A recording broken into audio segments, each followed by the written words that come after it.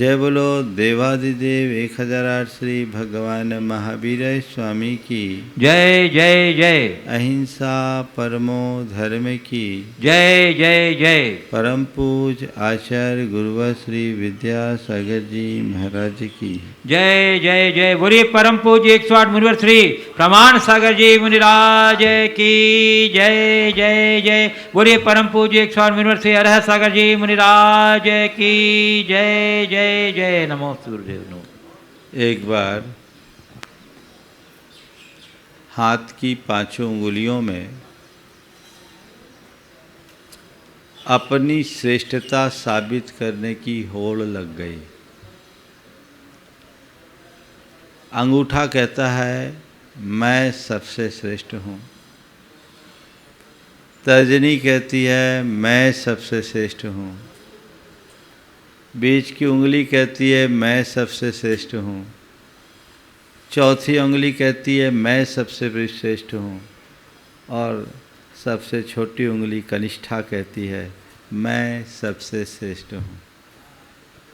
पांचों की पांचों अपनी श्रेष्ठता को साबित करने के लिए तुल गए।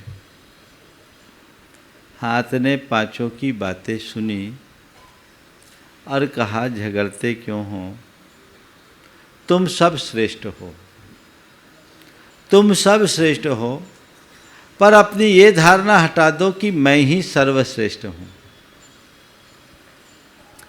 ध्यान रखना, तुम पांचों की श्रेष्ठता भी तभी तक है जब मुझसे जुड़े हुए हो। मुझसे पृथक होते ही तुम्हारा वजूद समाप्त होगा। और हर उंगली की शोभा तभी है जब उसके आजू बाजू की उंगलियां हैं। अगर एक उंगली भी इधर से उधर हो जाए तो बाजू की उंगली की भी शोभा खत्म हो जाती है, उपयोगिता भी कम हो जाती है। इस बात को समझो और परस्पर सहकार और सौहार्द से जीना सीखो। अपने आप की श्रेष्ठता को ख्यापित करने में शक्ति मत लगाओ। आज के संदर्भ में ये बात बड़ी उपयोगी है। हर व्यक्ति अपनी महत्ता को प्रकट करना चाहता है। संत कहते हैं महत्ता चाहने से कुछ नहीं होता। महत्ता तो अंदर से उद्घाटित की जाती है। आज बात मां की है और हर व्यक्ति के भीतर एक महत्वाकांक्षा होती है। किस बात की? मैं सबसे ऊंचा हूँ, मैं सर्वश्रेष्ठ हूँ, मैं ही सर्वश्रेष्ठ हूँ। ये महत्वाकांक्षा मनुष्य की एक अच्छाई भी है तो मनुष्य की एक बहुत बड़ी दुर्बलता भी। अगर मनुष्य के मन में कोई अच्छा सपना जगता है और मुझे सर्वश्रेष्ठ करना ऐसी भावना उसके हृदय में जगती है तो ये महत्वाकांक्षा उसकी उन्नति का आधार बनती है। व्यक्ति को एम्बिशियस होना चाहिए, लेकिन कब? अपने आप को आगे बढ़ाने की प्रेरणा लेने के लिए। मैं श्रेष्ठ हूं या मुझे अच्छा करना है, इन दोनों में बड़ा अंतर है। मैं अच्छा हूं और मैं ही अच्छा हूं, ये सोच मनुष्य को अहंकारी बनाती है, जो उसका पतन करा देती है। और मुझे अच्छे से अच्छा करना, ये सोच मनुष्य को उद्यमी बनाती है और ऊंचाई तक पहुंचाती है। अपने मन को टटोल करके देखो, तुम्हारे मन में क्या स्थितियां आती है। मनुष्य के जीवन में दो प्रकार की प्रतिक्रियाएं देखने को मिलती है। अपने से बड़े को देखकर, अपने से ऊंचे को देखकर एक प्रतिक्रिया तो ये होती है कि ये जैसे आगे बढ़ा मैं भी बढ़ूं, और एक प्रतिक्रिया आती है कि वो आगे कैसे बढ़ गया, मुझे आगे बढ़ना है, उसे पीछे करना है। दोनों प्रतिक्रियाओं में मौलिक अंतर है। पहली प्रतिक्रिया सकारात्मक है, किसी को अपने से आगे देखकर आगे बढ़ने की प्रेरणा मनुष्य की प्रगति का आधार बनती है, और किसी को आगे बढ़ता देखकर मन में जलन कुलन का भाव होना मनुष्य के पतन का कारण बन जाता है। अपनी मानसिकता को टटोल करके देखो कि मेरे अंदर क्या होता है। संसार में जो अहंकारी प्रवृत्ति के लोग होते हैं वे अपने से आगे बढ़े देख के लोगों को जलते हैं, और जिनके जीवन में विनम्रता का भाव होता है वो अपने से आगे बढ़ते हुए लोगों को देखकर उससे प्रेरणा पाते हैं। आज बात म की है और 4 बातें आप सबसे करूँगा महत्वाकांक्षा के संबंध में। महत्व की आकांक्षा मन में आना अच्छी बात है, लेकिन ये कहाँ और कितने अर्थ में अच्छी है और कहाँ बुरी है, इसे ध्यान रखना है। 4 शब्द हैं: महत्ता चाहना, महत्ता पाना, महत्ता देना और महान बनना। महत्ता चाहना, महत्ता पाना, महत्ता देना और महान बनना। ऐसा कोई व्यक्ति इस दुनिया में नहीं है जो महत्ता नहीं चाहता। चाहता है ना, हर व्यक्ति ये चाहता मुझे इम्पोर्टेंस मिले। बड़ों की बात तो जाने दीजिए, एक छोटे बच्चे के मन में भी ये बात होती है। अगर घर में 2 बच्चे हैं, आपने एक से थोड़ा ज़्यादा बात कर ली, दूसरे को थोड़ा कम समय दिया, एक को थोड़ा आपने ज़्यादा महत्व दिया, दूसरे को थोड़ा कम महत्व दिया, तो उसका मुंह उतर जाता है। पापा आप तो हमारे साथ पक्षपात करते हैं, पार्शियलिटी करते हैं, ये ठीक नहीं है। उसको ज़्यादा हमको कम क्यों, सब कोई, उसको कोई नहीं बोलता मेरे को ही क्यों बोलते, ये बातें आती हैं। ये कमजोरी है। हर व्यक्ति चाहता है कि मेरा स्थान ऊंचा हो। संत कहते हैं किसी के चाहने से किसी को महत्ता नहीं मिलती। मैं कितना भी चाहूं कि दुनिया मुझे सर्वश्रेष्ठ माने, मेरे चाहने से कोई मुझे सर्वश्रेष्ठ मानेगा क्या? कहने को तो सब अपने आप को 30 मार खां समझता है, पर है क्या? नहीं ना। चाहने से महत्ता नहीं मिलती, पर मनुष्य के मन की दुर्बलता है कि वो महत्ता चाहता अधिक है। संत कहते हैं चाहने से महत्ता नहीं मिलती। हाँ, उस व्यक्ति को अपने आप महत्ता की प्राप्ति हो जाती है जिसके जीवन में अच्छाइयाँ होती है, जिसके जीवन में गुण होता है। सद्गुण हो, अच्छाइयाँ हो तो तुम्हें अपने आप महत्व मिलेगा। तुम्हारा जीवन व्यवहार वैसा होगा तो तुम्हें महत्व मिलेगा, और तुम्हारा जीवन व्यवहार रुखा होगा, तुम्हारे जीवन में अच्छाइयाँ नहीं होगी, तुम्हारे जीवन में दोष और दुर्बलताएं होगी, तो कोई तुम्हें महत्व नहीं देगा। बल्कि आ भी जाओगे तो सब तुमसे किनारा काटेगा, तुम अप्रासंगिक महसूस करोगे, तुम्हें कोई इम्पोर्टेंस नहीं। ध्यान रखना, जो व्यक्ति अपने वजूद को मजबूत बनाता है लोग उसे ही महत्व देते हैं, और जिसका वजूद कमज़ोर होता है उसे कहीं कोई महत्व नहीं मिलता। अपने मन को टटोल करके देखो, तुम चाहते हो कि बस मेरे से अच्छा कोई नहीं हो, मैं ही हूँ। ये एक नकारात्मक दृष्टिकोण है। महत्ता पाने की चाह मत रखो, महान बनने का उद्यम करो। चाहने से कुछ नहीं मिलता। सब लोग चाहते हैं कि सब मुझे सिर पर बिठाए, है ना, सब मुझे सिर पर बिठाए। संत कहते हैं कभी किसी के सिर पर बैठने की कोशिश मत करो। कभी किसी के सिर पर बैठने की कोशिश मत करो। ऐसा आचरण और व्यवहार करो कि दुनिया तुम्हें सिर पर बैठाने के लिए बेताब हो उठे।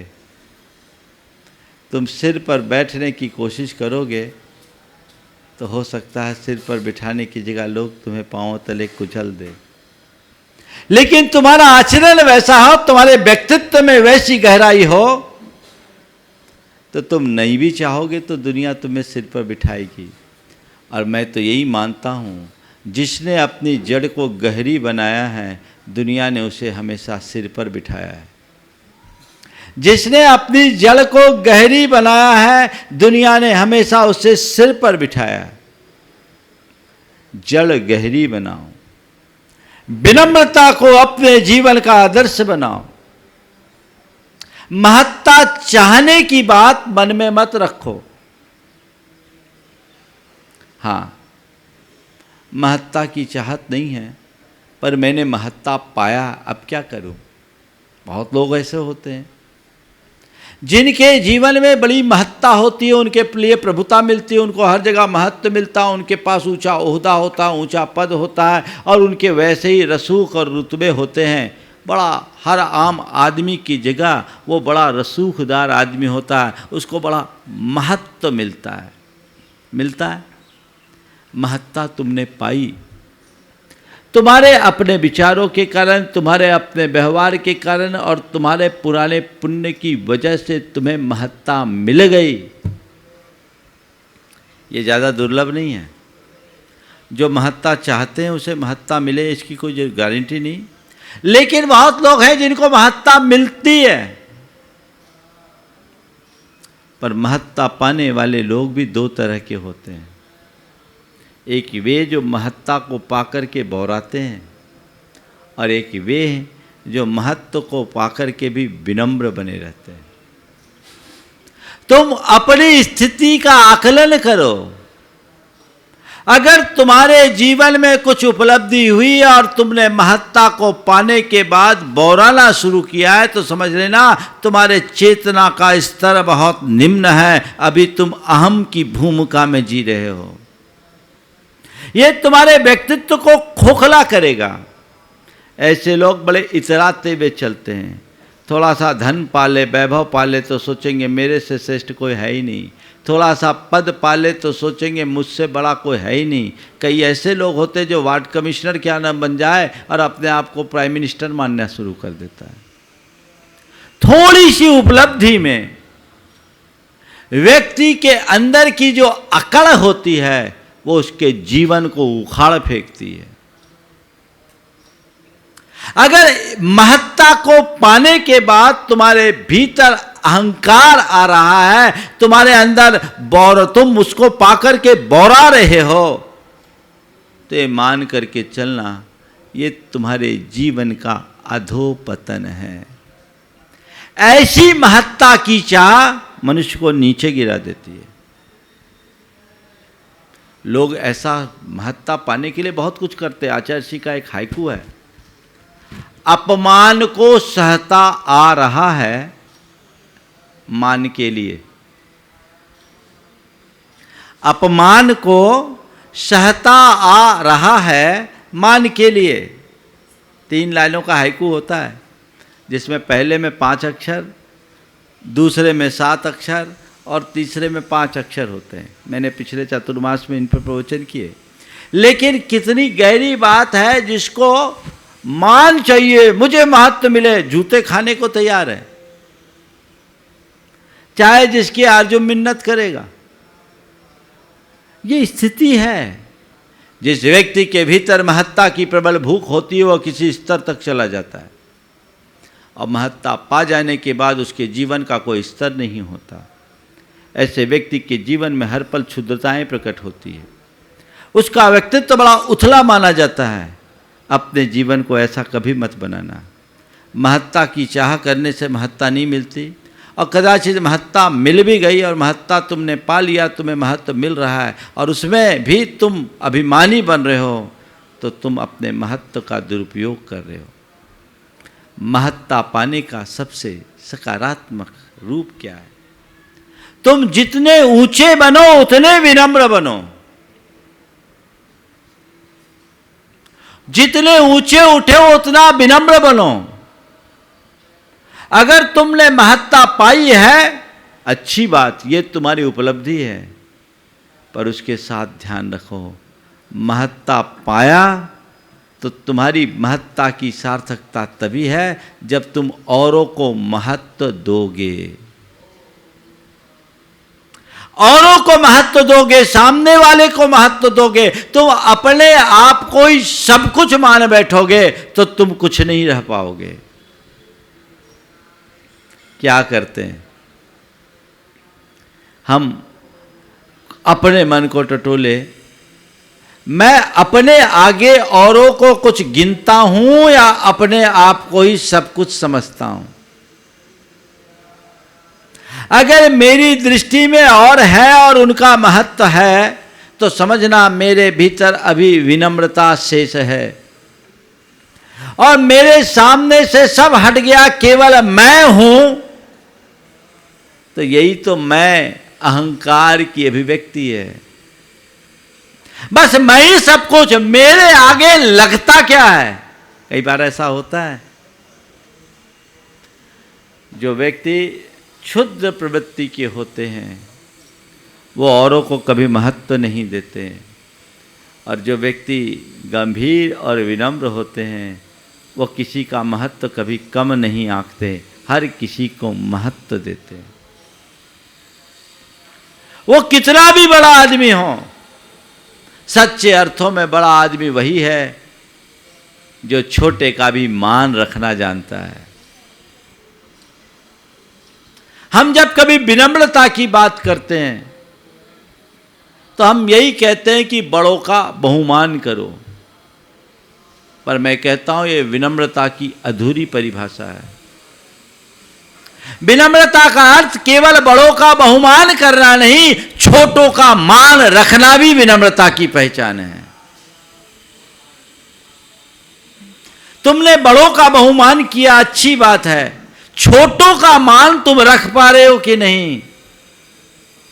यदि नहीं रख पा रहे हो तो तुम्हारा स्थान भी अभी अभिमानियों के बीच है। एक विनम्र आदमी सबको साथ लेकर चलता है। तो मैं महत्ता चाहूं, महत्ता पाऊं, पा लिया, महत्ता देना सीखें, औरों को महत्व देना सीखें। कोई भी व्यक्ति उसे कभी कमतर ना आके, भले तुम्हारे घर का वो सेवक क्यों ना हो, कुछ उसमें भी अच्छाइयाँ, उसके भी गुण हैं और उस गुण के बिना तुम्हारा काम नहीं चल सकता, इसलिए उसे कभी नाचीज मत समझना, उसको भी उतना ही मान देना। मेरे संपर्क में ऐसे अनेक लोग हैं जिनका जीवन व्यवहार बड़ा प्रेरणादायक, अपने घर के नौकर चाकर से भी बड़े सम्मान भरक लहजे में बात करते हैं, अपने घर के नौकर को भी सेवक जी बुला करके कहते हैं। ये क्यों?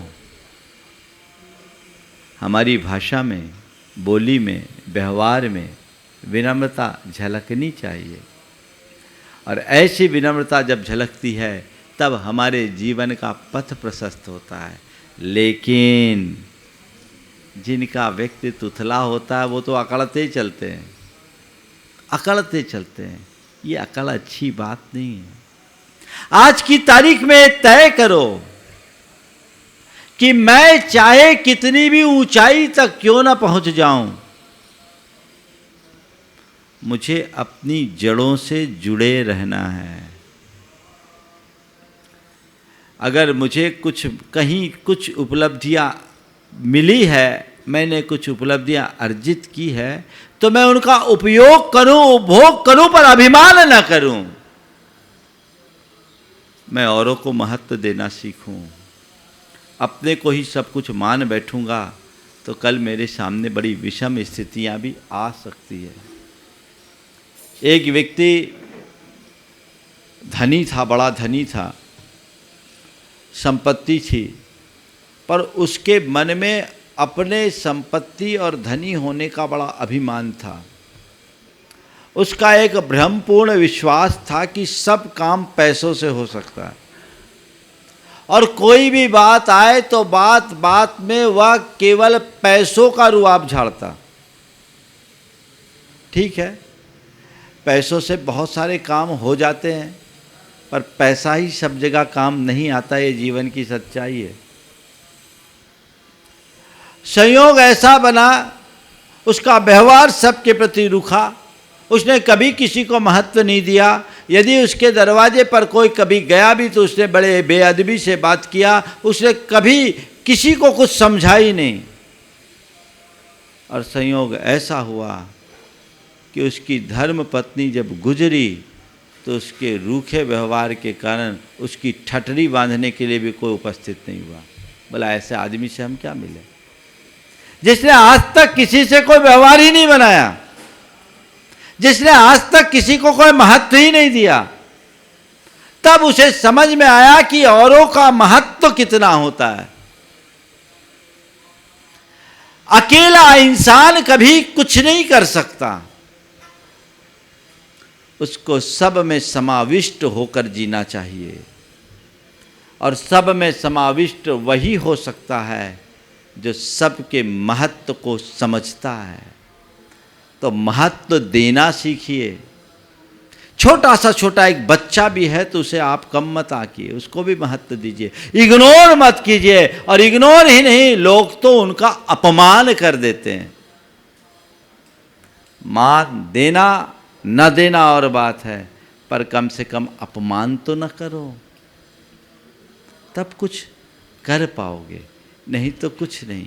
तो महत्ता चाहना, महत्ता पाना और महत्ता देना, पर इन सब से ऊंची बात है महान बनना। अपने आप को महान बनाएं। बाहर की उपलब्धियां महत्व मनुष्य को महत्ता दिलाती है, और अंदर का गुणात्मक परिवर्तन मनुष्य को महान बनाता है। अपने अंदर का परिवर्तन, अपनी सोच को बदलो, अपनी विचारधारा को बदलो, अपनी जीवन शैली को बदलो, अपने व्यवहार को बदलो। तुम्हारी सोच, तुम्हारा चिंतन, तुम्हारा व्यवहार और तुम्हारी जीवन शैली में बदलाव आएगा तो अपने आप महत्ता को प्राप्त कर लोगे, महान बन जाओगे। चाहने से कुछ नहीं होता। एक मंदिर में भगवान की मूर्ति विराजमान थी और पास में ही खंबा था। लोग आते, मूर्ति की पूजा अर्चा करते और मूर्ति की शीश नवाते तो खंबे को बड़ी तकलीफ होती। बोला एक लोगों का कैसा पक्षपात है कि सब लोग इस मूर्ति को तो पूजते हैं, मुझे पूजना तो दूर, जो आता है और उल्टा टिक के बैठ जाता है। आखिर बात क्या है? आखिर बात क्या है? लोगों का कैसा पक्षपात है? खंबा बड़ा परेशान होता था। खंबा यही चाहता था कि मुझे भी मूर्ति की तरह पूजा जाए, मुझे भी मूर्ति की भांति पूजा जाए। अब क्या है? चाहने से तो कुछ नहीं होता। खंबा परेशान, लोग आए, खंबे की तरफ देखे भी नहीं, भगवान के दर्शन करे और चले जाए। एक दिन दोपहर के समय जब मंदिर में भीड़ भाड़ नहीं थी तो खंबा ने अपने अंदर की पीड़ा मूर्ति के सामने प्रकट कर दिया। कहा कि बहन देखो, लोगों का एक ऐसा पक्षपात है, लोगों का एक ऐसा पक्षपात है। देख तो, तेरी मेरी जाति एक, वंश एक, कुल एक, हम दोनों एक साथ जन्मे, फिर भी जो आता है तुझे शीश नवाता है, तेरी पूजा वंदना करता है, तेरी आरती उतारता है, और मुझे पूजना तो दूर, उल्टा जो आता है मुझसे टिक कर और बैठ जाता है ना लोगों का पक्षपात। खंबे की व्यथा को सुनकर प्रतिमा मुस्कुराई और कहा, भैया तुम्हारी इस उपेक्षा से तो मुझे भी तकलीफ है, लेकिन इसमें किसी का पक्षपात नहीं, जवाबदार तुम हो, कसूर तुम्हारा है। खंबा तिलमिला गया, इसमें मेरा क्या कसूर, इसमें मेरा क्या कसूर? तो प्रतिमा ने कहा कि उस दिन को याद करो जिस दिन शिल्पी हम दोनों को उठाने के लिए आया था और हम दोनों को अपने परिवार से निर्ममता पूर्वक अलग करके ले गया था। तुम्हें भी ले जाना चाहता, तुम तो वहीं अटक गए। पर जब मुझे मेरे परिवार से अलग किया, मुझे कुछ पल की तकलीफ हुई, तभी मैंने शिल्पी की आंखों में देखा तो उसकी आंखों में मेरे प्रति बड़ी करुणा थी। मैंने आत्मसमर्पण कर दिया। शिल्पी मुझे अपने कार्यशाला में ले जाकर जमीन पर पटका और थोड़ी देर बाद मेरी छाती पर बैठकर मेरे ऊपर हथौड़ी और छेनी से अनगिनत प्रहार करना शुरू कर दिया। एक पल को मेरे मुख से तेज चीख निकल पड़ी, पर तभी मैंने शिल्पी की आंखों में देखा। मुझे लगा ये तो मुझ पर प्यार बरसा रहा है। मैंने अपना पूर्ण समर्पण कर दिया। फिर क्या था, शिल्पी मुझ पर प्रहार करता जाता और मेरे ऊपर का जो कुछ भी अवांछित तत्व था वो निकलता गया। मेरे भीतर से एक आकार प्रकट होने लगा और देखते ही मेरे ऊपर का जितना फालतू का पत्थर था वो सब अलग हो गया और मुझे एक मूर्ति का आकार मिल गया। क्या बताऊं, जिस क्षण मेरे भीतर का ये आकार प्रकट हुआ, सबसे पहले उस शिल्पी ने ही मुझे प्रणाम किया। तुम्हें पता है मैं यहाँ तक आई हूँ तो कितने छेनी और हथौड़ियों के प्रहार को सहा है। काश तुम भी ऐसा कर लिए होते तो तुम्हें भी यहाँ स्थान मिल गया होता। बात केवल समझने की है। अगर पूजा चाहते हो, अगर पूजा चाहते हो तो प्रहार झेलने के लिए तैयार रहो। अपने अच्छाइयों को उद्घाटित करो, बुराइयों को दूर करो, खुद को तराशने की कोशिश करो। किसी की ये पंक्तियां हैं, बड़ी सार्थ है। बुतों शाबाश जमाने में तरक्की इसको कहते हैं। बुतों, बुत यानी मूर्ति, बुतों शाबाश जमाने में तरक्की इसको कहते हैं। न तरासा था तो पत्थर थे, तरासा तो खुदा निकले।